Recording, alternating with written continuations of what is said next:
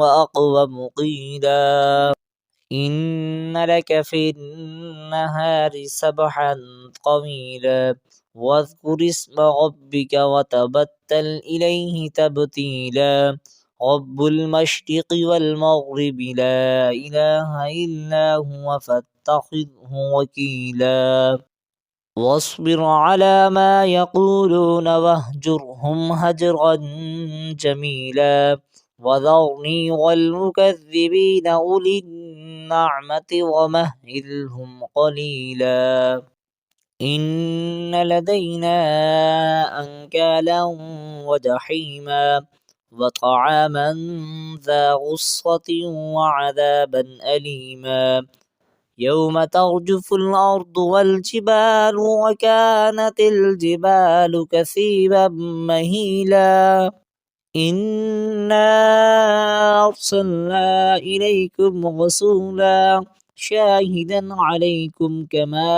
أرسلنا إلى فرعون رسولا فعصى فرعون الرسول فأخذناه أخذا وبيلا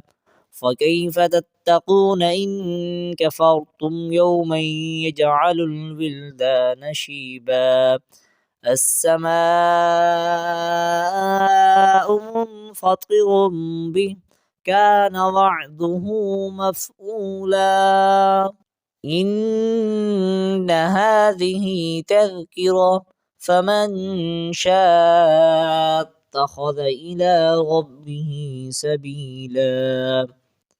إن ربك يعلم أنك تقوم أدنى من ثلثي الليل ونصفه وثلثه وطائفة من الذين معك والله يقدر الليل والنهار علم أن لن تحصوه فتاب عليكم فاقرؤوا ما تيسر من القرآن علم أن سيكون منكم مرضى وآخرون يضربون في الأرض يبتغون من فضل الله وآخرون يقاتلون في سبيل الله فاقرؤوا ما تيسر منه وأقيموا الصلاة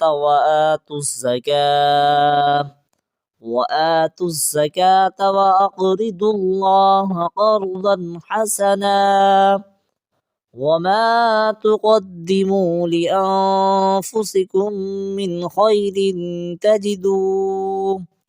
تجدوه عند الله هو خيرا وأعظم أجرا واستغفروا الله إن الله غفور رحيم.